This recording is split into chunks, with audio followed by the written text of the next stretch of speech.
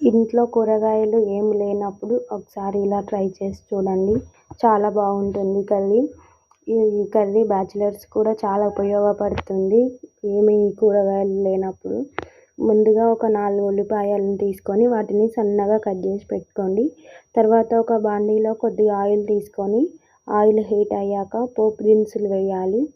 పోపు దినుసులు వేసిన తర్వాత మనం కట్ చేసుకున్నటువంటి ఉల్లిపాయ ముక్కలను వేసి అవి పచ్చివాసన పోయే వరకు కలపాలి. ఒకవేళ ఇవి పచ్చివాసన పోకుండా అలాగే ఉంటే మనకు కర్రీ అనేది స్వీట్ అనిపిస్తుంది. ఇవి పచ్చివాసన పోవాలంటే కొద్దిగా టైం పడుతుంది.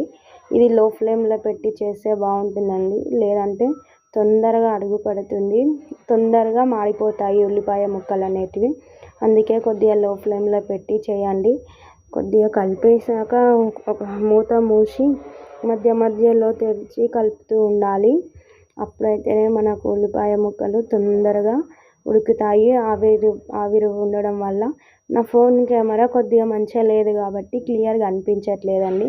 మనకు ఉల్లిపాయ ముక్కలు ఉడికాక ఆయిల్లో ఒక 2 రెమ్మల కరివేపాకు, 1 టేబుల్ స్పూన్ అల్లం వెల్లుల్లి పేస్ట్, కొద్దిగా పసుపు వేసి ఈ మూడింటిని కలిపేసుకోవాలి. తర్వాత కొద్దిగా సాల్ట్ కొద్దిగా తీసుకోండి. ఎందుకంటే ఇది ఫ్రైలా ఉంటుంది కాబట్టి మళ్ళీ ఎక్కువైతే ఇబ్బంది పడతాము. తక్కువనే తీసుకుంటే బెటర్ మనకు. ఈ మూడింటిని కలిపేసి ఆయిల్లో బాగా ఉడుకుతాయి కదండి, అవి పచ్చివాసన పోతాయి. అల్లం వెల్లుల్లి పేస్ట్, తర్వాత టేస్ట్కి సరిపడా కారము, తర్వాత ధనియాల పొడి తీసుకొని కలిపేసుకోవాలి ఒకసారి. 1 మినిట్ కొద్దిగా ఉడికాక లాస్ట్లో కొద్దిగా కొత్తిమీర వేసుకొని స్టవ్ ఆఫ్ చేసుకోవడమే అండి. రెడీ అయిపోతుంది వేడి వేడి అన్నంలోకి టేస్టీ ఉల్లిపాయ కర్రీ.